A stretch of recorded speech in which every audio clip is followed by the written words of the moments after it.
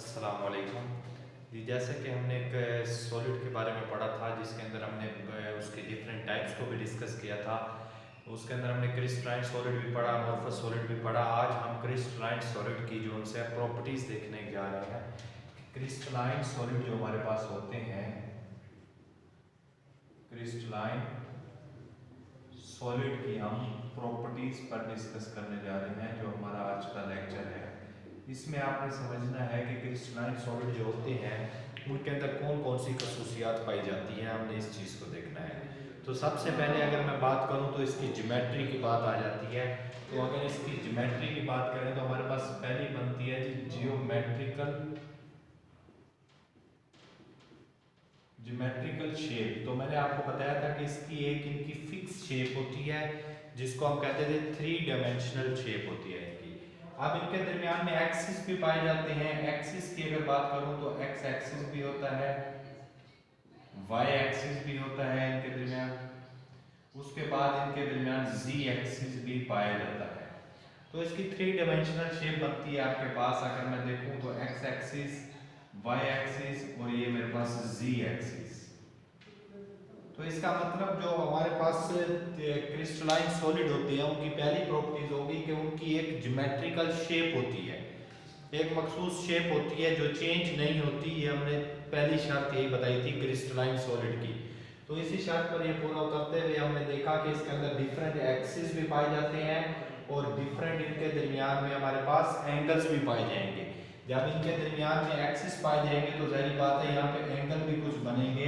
वो हमारे पास अल्फा हो सकता है एंगल, बीटा हो सकता है या फिर गैमा हो सकता है।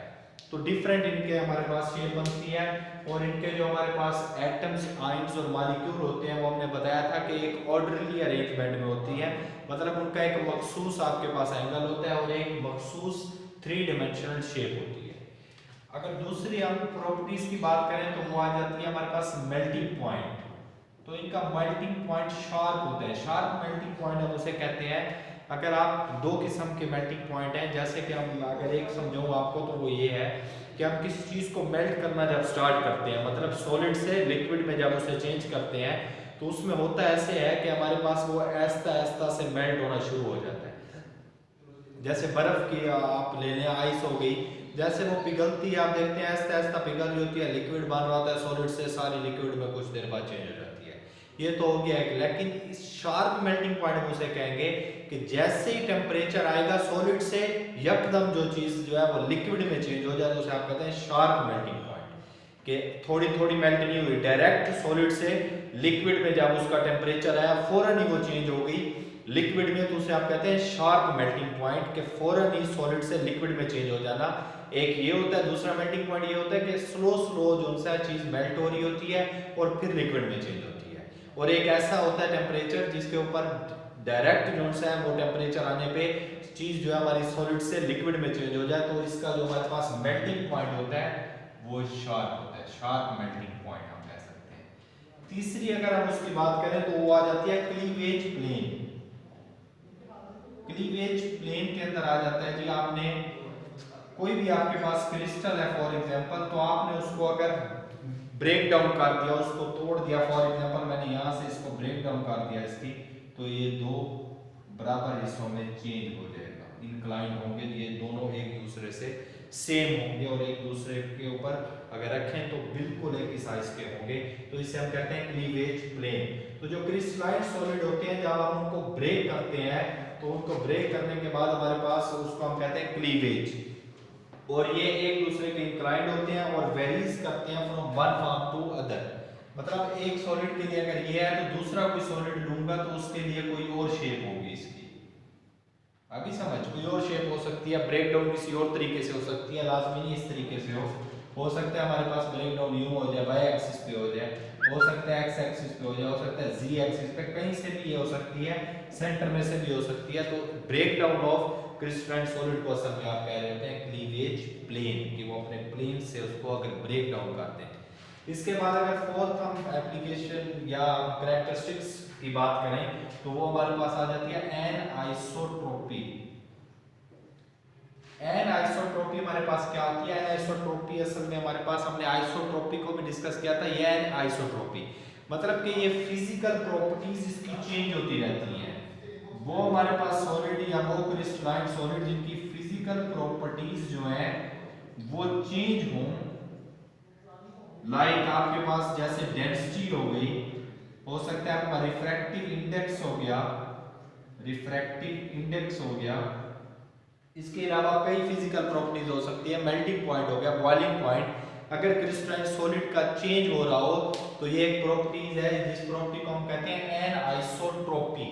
जैसे अगर आप एग्जांपल लें, हमारे पास अगर डायमंड है और दूसरी साइड पे अगर हम ग्रेफाइट को रख दें तो दोनों सेम चीज से मिलके बने हुए हैं, ये भी कार्बन से मिलके बना हुआ है, ये भी कार्बन से मिलके बना हुआ है, लेकिन दोनों की प्रॉपर्टीज चेंज होती है। क्यों? क्योंकि ग्रेफाइट के अंदर जो इलेक्ट्रॉन होते हैं वो मोबाइल होते हैं, हरकत कर रहे होते हैं, जबकि इसके अंदर जॉइंट होते हैं, तो इसमें हरकत कर रहे होते हैं और ये लेयर फॉर्म में होती है हमारे पास ग्रेफाइट। तो दोनों कार्बन से मिलके बने हुए हैं, लेकिन देखें दोनों की प्रॉपर्टीज डिफरेंट है। एक में इलेक्ट्रॉन मोबाइल इलेक्ट्रॉन्स हैं जो इलेक्ट्रॉन रिवॉल्व कर रहे हैं, मूव कर रहे हैं और लेयर्स की फॉर्म में है, और ये जॉइंट मॉलिक्यूल है जिसके मॉलिक्यूल आपस में जकड़े हुए होते हैं और इसमें से इलेक्ट्रॉन जो से इनके फ्रीली मूव नहीं कर रहे होते।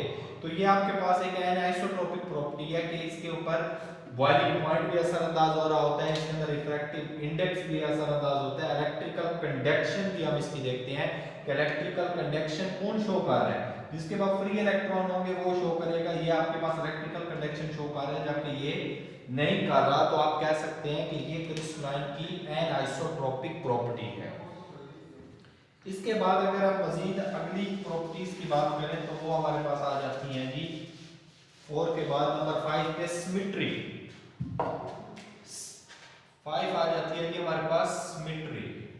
तो सिमेट्री हमारे पास असल में क्या होती है कि किसी चीज को कट आउट कर देना। अब सिमेट्री क्या है हमारे पास असल में, अगर ये मैं आपके सामने एक क्रिस्टलाइन सॉलिड लगूं तो इसके अंदर सिमेट्री कैसे पास हो सकती है। देखें 3 किस्म की सिमेट्री इसके अंदर पाई जाती है। Number 1 centre of symmetry. Centre of symmetry आप किसे कहते हैं? अगर आप इस सेंटर में से इसके कोई चीज गुजारें और ये बराबर हिस्सों में डिवाइड हो जाए तो उसे आप कहते हैं कि सेंटर ऑफ सिमेट्री। जैसे अगर फॉर एग्जांपल ये है ना आपके पास, तो अगर इसको सेंटर से काट दिया जाए और दो जो सा सेम पार्ट्स में ये डिवाइड हो जाए तो उसे आप कहते हैं सिमेट्री। अब ये सेंटर ऑफ सिमेट्री भी हो सकती है कि आपने कोई चीज बीच में से गुजारी सेंटर में से और ये डिवाइड हो गया तो इसे आप कहते हैं सेंटर ऑफ सिमेट्री। ये प्लेन ऑफ सिमेट्री भी हो सकती है कि आपने किसी प्लेन से इसको काट दिया। ये एक्सिस ऑफ सिमेट्री भी हो सकती है कि आपने एक्स एक्सिस से इसे काट दिया, वाई एक्सिस से किया, जी एक्सिस से किया, ठीक है। तो मुख्तलिफ किस्म की आपके पास सिमेट्री पाई जाती है। सेंटर ऑफ सिमेट्री हो सकती है, प्लेन सिमेट्री हो सकती है, उसके बाद आपके पास एक्सिस ऑफ सिमेट्री भी हो सकती है जो क्रिस्टलाइन सॉलिड में पाई जाती है। तो सिमेट्री सिंपल ये होता है कि कोई एक चीज का दो बराबर हिस्सों में तकसीम हो जाना, वो आपके पास सिमेट्री होती है। फिर ये डिफरेंट किस्म की सिमेट्रीज पाई जाती हैं हमारी क्रिस्टलाइन सॉलिड में। इसके बाद हैबिट ऑफ क्रिस्टल के ऊपर अगर आप बात करें तो अगली से नेक्स्ट प्रॉपर्टीज की हैबिट ऑफ क्रिस्टल है कि आपके पास जो क्रिस्टल है वो किस तरीके से ग्रो कर रहा है, असल में आप उसे कहते हैं हैबिट ऑफ क्रिस्टल, ठीक है। हैबिट ऑफ क्रिस्टल के अंदर आपके पास डिफरेंट एग्जांपल्स आ जाती हैं। अगर हम बात करें तो हमारे पास कोई क्यूबिक क्रिस्टल होते हैं, शेप की बेस पे हम देखते हैं इसको कि किस तरीके की उसकी, और फिर उसके अंदर थोड़ा सा चेंज ले आने के बाद क्रिस्टल के अंदर उसकी हैबिट चेंज हो जाना असल में हैबिट ऑफ क्रिस्टल कहलाता है। जैसे हम जिसको आदत से नाम कहते हैं कि हैबिट हमारे पास हैबिट ऑफ क्रिस्टल के किस तरीके ग्रो कर रहा है।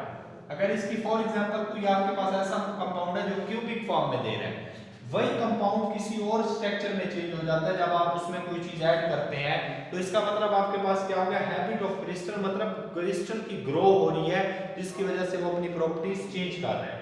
इसके बाद अगर नेक्स्ट प्रॉपर्टीज की बात करें तो वो हमारे पास आ जाती है जी आइसोमॉर्फिज्म एंड पॉलीमॉर्फिज्म।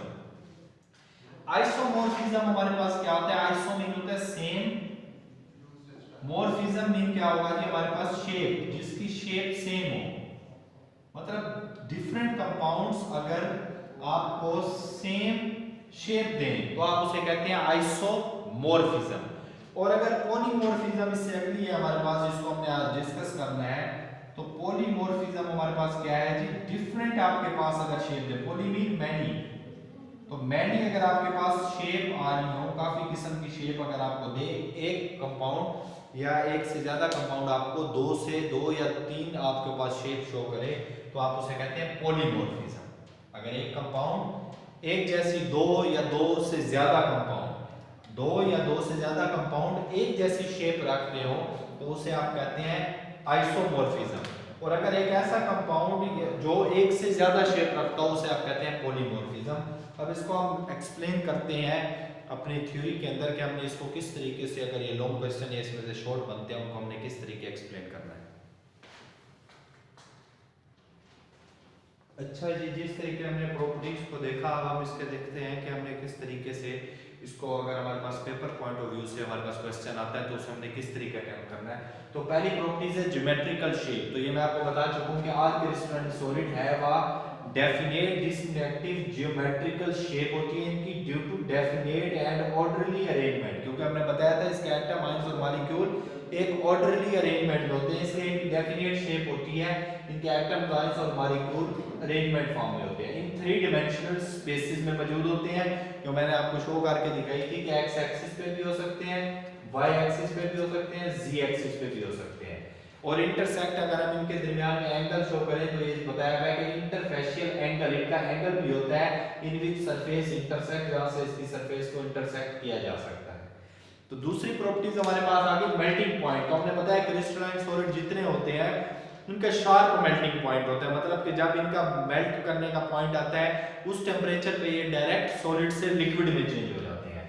तो हमने कहा sharp melting point. Cleavage plane, cleavage plane किसे कहा था हमने? The crystalline solid are broken they do so definite plane, कि क्रिस्टलाइन सॉलिड आपके पास ब्रेक हो जाए, टूट जाए और एक डेफिनेट आपको प्लेन दे, जो आपको बताया कि दीस प्लेन्स आर कॉल्ड, उस प्लेन को असल में आप कहते हैं क्लीवेज प्लेन। क्लीवेज असल में कहते हैं हम ब्रेक डाउन को है। तो and they are inclined one another, और एक दूसरे के ये बराबर होंगे जब ये हम इनको कट करेंगे एट अ पार्टिकुलर एंगल, और एक मखसूस एंगल से इनको क्लीवेज किया जाएगा या ब्रेक किया जाएगा। एंगल वेरीज, और जो इनके दरमियान में एंगल बनेंगे वो चेंज होते रहते हैं from one two another solid. एक सॉलिड में कुछ एंगल है तो दूसरे सॉलिड में एंगल उसका हो सकता है चेंज हो जाए।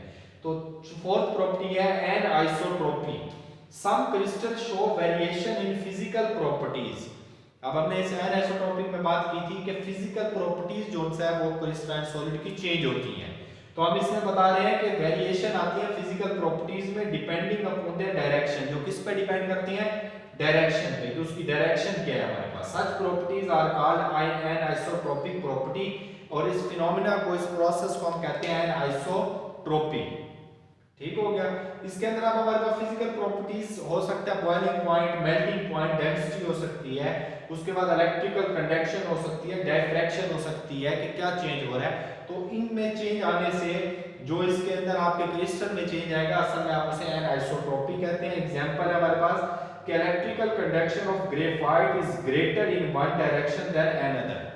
अगर ग्रेफाइट, और मैंने आपको डायमंड की एग्जांपल दी थी कि ग्रेफाइट में फ्री इलेक्ट्रॉन मौजूद होने की वजह से इसमें से इलेक्ट्रिसिटी पास हो जाती है, इसलिए हम इसे इलेक्ट्रिकल कंडक्शन कहते हैं। तो एक डायरेक्शन इसकी ये है कि इसमें से इलेक्ट्रिसिटी पास हो जाती है। लेकिन अगर इसी को मैं सेम कार्बन से मिलके बने हुए ग्रेफाइट और डायमंड, अगर डायमंड हो तो उसमें से इलेक्ट्रिकल कंडक्शन पास नहीं होगी। तो ये कौन सी प्रॉपर्टीज हुई? एनिसोट्रोपी के फिजिकल प्रॉपर्टीज चेंज हो रही है इसकी।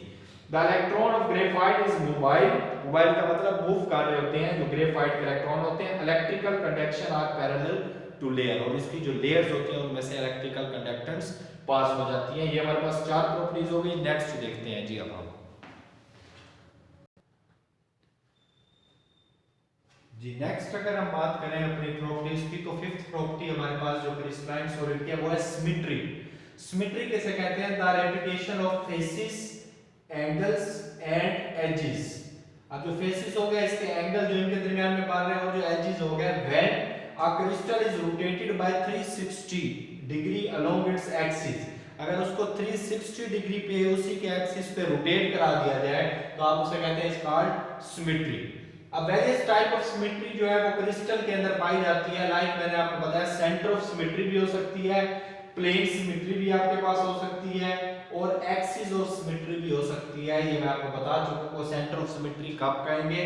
प्लेन सिमेट्री, ये भी मैंने आपको बता दिया, और एक्सिस ऑफ सिमेट्री के बारे में भी आपको बता दिया। इसी तरीके हैबिट ऑफ क्रिस्टल क्या होगी, the shape of crystal in which usually grow, कि जो आपके पास क्रिस्टल की शेप है वो किस तरीके ग्रो करती है, उसी को आप कहते हैं हैबिट ऑफ क्रिस्टल।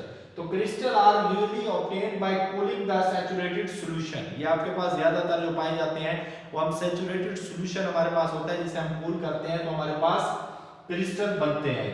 अब एग्जांपल है कि हमारे पास एक क्यूबिक क्रिस्टल है NaCl जिसका स्ट्रक्चर हमारे पास क्यूबिक होता है, becomes needle like, फिर वो चेंज हो जाता है needle likes when, जब उसमें 10% हम यूरिया ऐड कर देते हैं तो needles like उसका स्ट्रक्चर हो जाता है, is present in its solution is an impurity, इसका मतलब उसके सॉल्यूशन में आपने impurity ऐड करवा दी, 10% यूरिया ऐड करवा दिया, जिसकी वजह से उसका needles like स्ट्रक्चर हो जाता है। इसे आप कहते हैं कि आपका जो क्रिस्टल है उसकी शेप जो सी है वो क्या हो गई, चेंज हो गई, तो इसे आप कहते हैं habit of crystal. Isomorphism, iso mean होता है सेम, मॉर्फिज्म हमने पढ़ा था, वो हमारे पास क्या था, शेप, जैसे कंपाउंड है different formula but with same crystalline form, different chemical formula तो उनके चेंज हो लेकिन उनका जो आपके पास सेम क्रिस्टलाइन फॉर्म और एक ही फॉर्म में पाए जा रहे हो, या इसको अगर हम इस तरीके बयान करें कि the phenomena in which two different substance exist same crystalline form, दो आपके पास डिफरेंट सब्सटेंस जो आपके पास एग्जिस्ट कर रहे हैं सेम क्रिस्टलाइन फॉर्म पे, मतलब दोनों एक जैसी शेप दे रहे हैं, जैसे mostly the ratio of atom. अब इसमें अगला नेक्स्ट पॉइंट इंपॉर्टेंट ये है कि सेम क्यों दे रहे होते हैं, तो वो कहते हैं मोस्टली जो रेशियो ऑफ एटम है ना हमारे कंपाउंड के अंदर वो क्या होती है, दैट इज आइसोमॉर्फिज्म, उसकी वजह से आइसोमॉर्फिज्म हो रही होती है, स्ट्रक्चर सेम आ रहा होता है।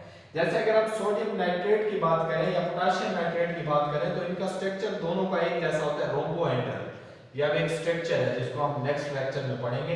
अब अगर इसमें मैं एटम की रेशियो देखूं तो सोडियम 1% है, नाइट्रोजन भी 1% है और ऑक्सीजन 3% है, इसमें पोटेशियम 1% है आपके पास, नाइट्रोजन भी 1% और ऑक्सीजन भी, मतलब ऑक्सीजन के कितने एटम्स हैं, 3।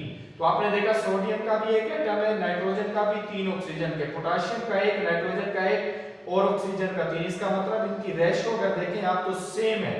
इस सेम होने की वजह से हमारा ये पॉइंट क्लियर हुआ कि जो मोस्टली रेशियो ऑफ एटम होती है हमारे कंपाउंड में उससे पॉसिबल होता है आइसोमॉर्फिज्म, सेम स्ट्रक्चर आना, तो इस वजह से इनका रोम्बोहेड्रल है। जैसे नीचे एक और एग्जांपल है, कॉपर हमारे पास एक एटम है या एक एलिमेंट है और दूसरा भी हमारे पास एक एलिमेंट है सिल्वर, इन दोनों की हमारे पास क्यूबिक शेप पाई जाती है। तो हमारी डेफिनेशन क्या थी कि दो different substance exist in same crystalline form, तो ये एग्जिस्ट कर रहे हैं दो डिफरेंट आपके पास सब्सटेंस एक फॉर्म में, तो इसे आप कहते हैं आइसोमॉर्फिज्म। पॉलीमॉर्फिज्म, तो पॉली मीन होता है मैनी, मॉर्फिज्म मतलब shape, phenomena in which compound exist more than one crystalline form, जब एक से ज्यादा क्रिस्टलाइन फॉर्म बना रहा हो तो आप उस फिनोमेना को या उस प्रोसेस को कहते हैं आइसोमॉर्फिज्म। और इसमें जो कंपाउंड है वो एग्जिस्ट करता है एक से ज्यादा क्रिस्टलाइन फॉर्म में, जैसे वहां पे एक फॉर्म में करता था, इसमें एक से ज्यादा फॉर्म में, जैसे आपके पास सिल्वर नाइट्रेट हो गया, ये आपके पास रोम्बिक स्ट्रक्चर में भी पाया जाता है और मोनोक्लिनिक स्ट्रक्चर में भी पाया जाता है। इसका मतलब एक ही सब्सटेंस की एक से ज्यादा फॉर्म क्रिस्टलाइन हमारे पास मौजूद है, तो ये हमारे पास पॉलीमॉर्फिज्म होगा। कैल्शियम कार्बोनेट की बात करें तो ये ट्राइगोनल और हमारे पास ऑर्थोरोम्बिक स्ट्रक्चर देता है, तो ये भी हमारे पास दो डिफरेंट देखें आप फॉर्म में मौजूद है, तो हम इसे कहते हैं पॉलीमॉर्फिज्म के एक से ज्यादा फॉर्म में क्रिस्टलाइन सॉलिड का होना वो पॉलीमॉर्फिज्म कहलाता है। और एक डिफरेंट आपके पास दो सब्सटेंस डिफरेंट लेकिन उनकी फॉर्म एक हो क्रिस्टलाइन, तो वो हमारे पास आइसोमॉर्फिज्म कहलाता है। ये हमारे पास इसकी प्रॉपर्टीज थी क्रिस्टलाइन सॉलिड की, दो रह गई, वो हम अपने नेक्स्ट लेक्चर में देखेंगे। तब तक के लिए अल्लाह हाफिज।